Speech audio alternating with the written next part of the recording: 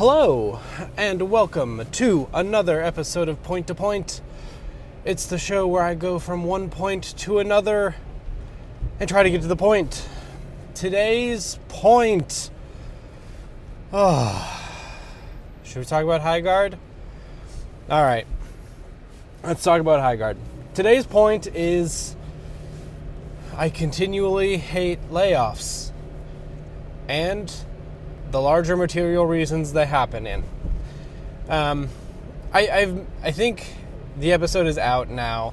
Came out Wednesday, I think, if I get our recording schedule right.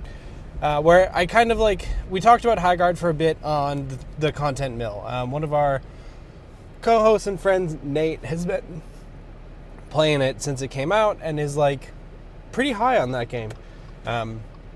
You can actually watch me in real time learn what Highguard is. And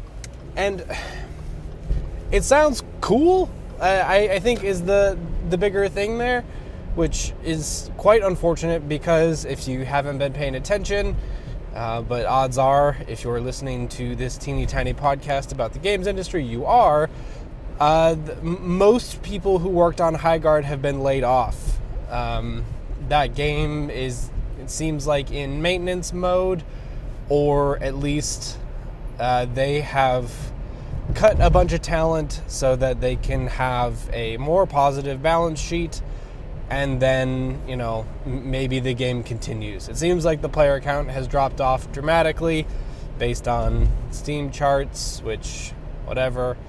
And this is happening kind of at the same time that Arc Raiders continues to be the game du jour, and also as Marathon was re-shown at the Sony State of Play yesterday.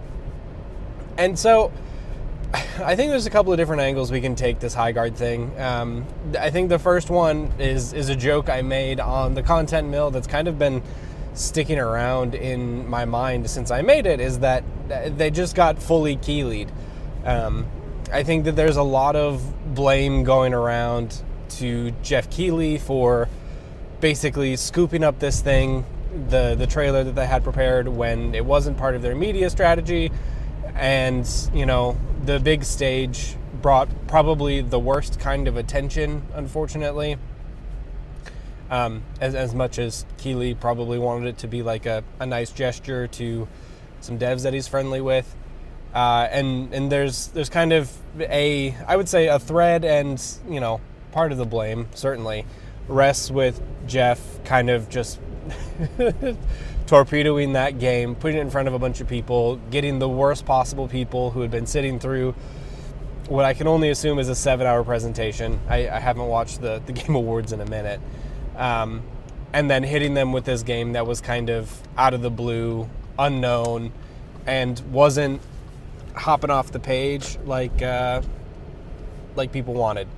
I think there's certainly a part of that's expectation management and what that game ended up becoming in the public consciousness, not what it actually was. And I think that kind of set the tone for Highguard. I also think that there's a couple of things here, and it's kind of the Concord problem. It's kind of what we're seeing a little bit of Overwatch going through right now, where there are these big, quote unquote big. They are beautiful games that require a population to play them, that get people to stick around. There are these big games that are having a player count issue, I guess. They're just really struggling to find the players that they need to stay alive in the way that they need to, which is a good and bad problem, I guess. It's bad for the games. I think it's generally, well, I don't know if it's good. To me, it seems very much like there are 7 games that are vying for the attention of 3 games that already exist. And I think that's kind of the problem that Highguard ran into as well, where it is a game that on its surface is a first-person shooter that has some, raid-like mechanics. It has some Overwatch mission style mixed in with kind of like the Battlefield mentality of here is a larger goal you're trying to achieve.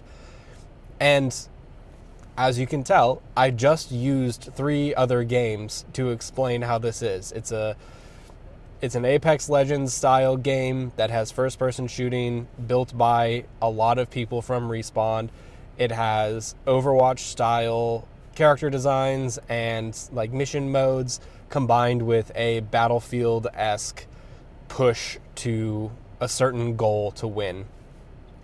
And if you are a person who is watching the Game Awards, if you are a person who is watching for what the next big video game, the next big first-person shooter video game is even, you probably have played all 3 of those games. Or you fall into one of those games and the magic mix-em-up of those 3 is not doing it for you. And so the game seems to be very fun, and people seem to really like it.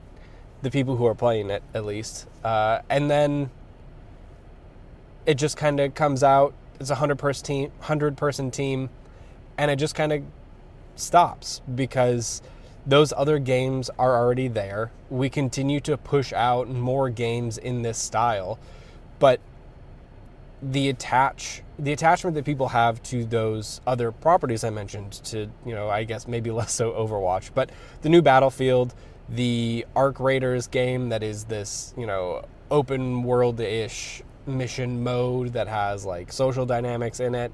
Marathon is coming out pretty soon. Like, we continue to just try to make the next one of these games happen, and it seems to be all chasing after the Fortnite money that everyone wants. And I think there's just this dawning realization that if it's gonna happen, like, it almost needs to be a small team of people. Like, you need to go back to, the PUBG model of here is a small thing that somehow got huge. And I think that's what Highguard, the Bright, Wild Bright, maybe? I'm getting my studios with layoffs confused. But I think that's what they're going for. I just think they maybe went a little too big. And so we'll see what happens with Highguard as it continues. Usually when a studio lays off that many people, it certainly feels like a death knell. So I imagine it is not long for this world. But I think maybe the larger point here is I think it just generally sucks and is like it makes video games continue to look like a childish medium when there is so much weird just brigading and awful toxic nonsense that comes out when you see a trailer you don't like. And I think that this is just a pervasive thing in the world right now, and I think there's like much larger reasons for that. Just gestures wildly at the world and the state of world politics right now. But I think it makes, video games look especially bad because, video game players tend to be quite online, and they tend to, we're getting into vast generalizations here, but the media about enjoying video games kind of falls into a couple of different camps. There is the much smaller segment of people who just want to talk about the games they like emphatically and enthusiastically, people who are trying to raise the medium up, trying to like highlight indies or exciting things in mainstream games.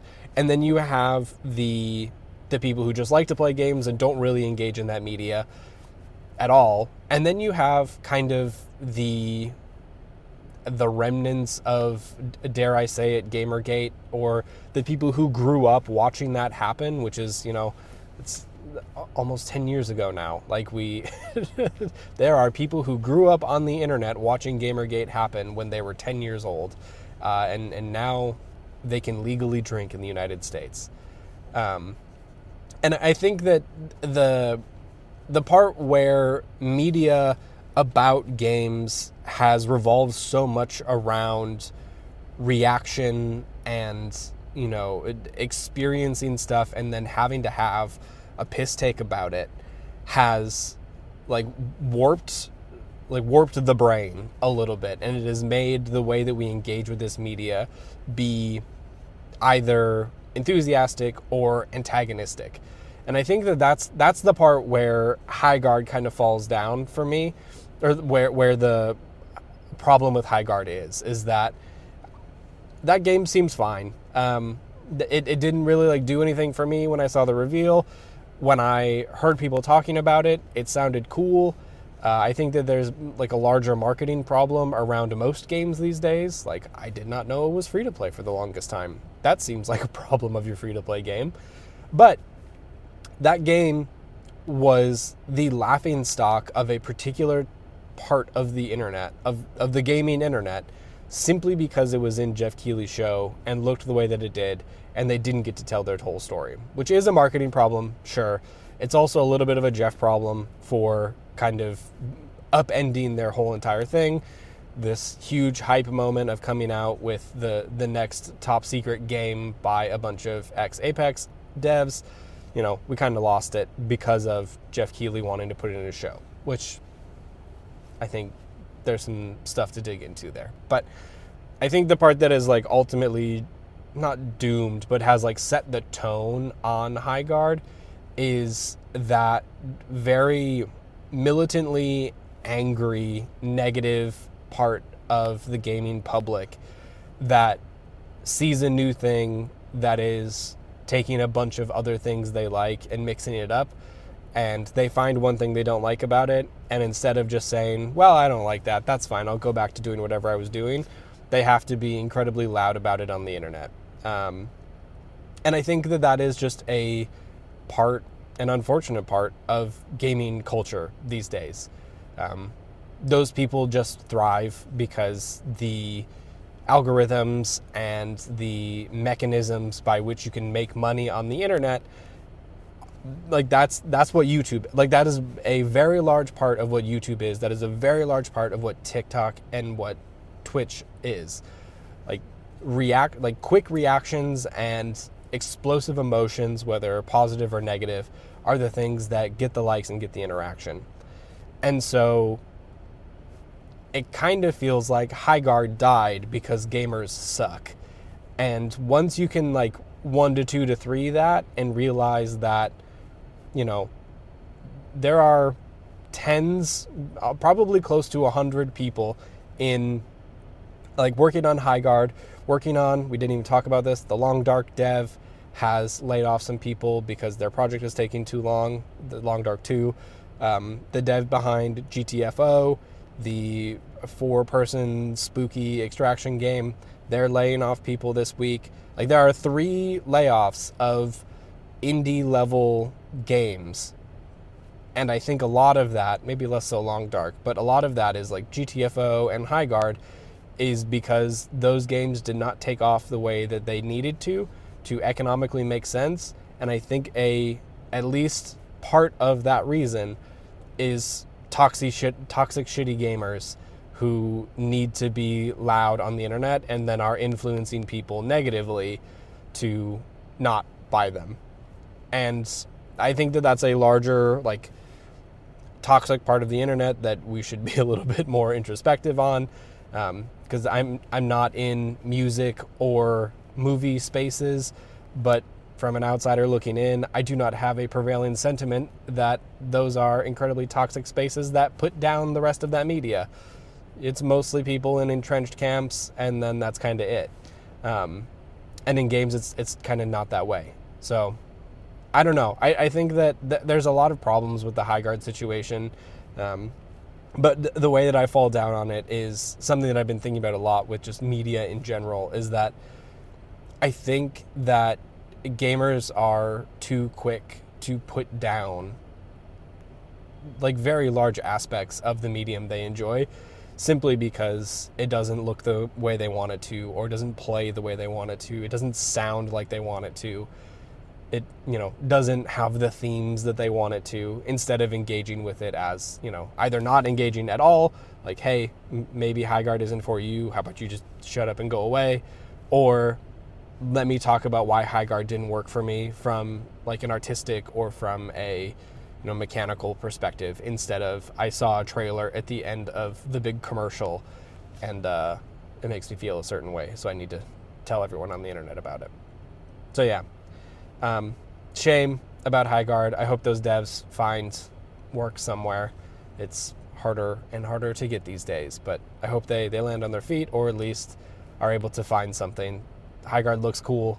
It looks highly polished and beautiful, so hopefully they can at least get some work off of the work that they've done. At least it launched. I guess it can go in portfolios and they can talk about it, but fuck, that sucks. Well, happy Friday. Here we are. Let's go knock the rest of this week out of the park. I'm going to go ride on this train. I'm going to go play some more Dishonored or maybe some Prey, because also I can't be bothered to play a game that came out in the past 10 years. So here we are. All right. Have a good rest of your day, and thanks for listening to Point to Point today. We'll see you next time. Bye.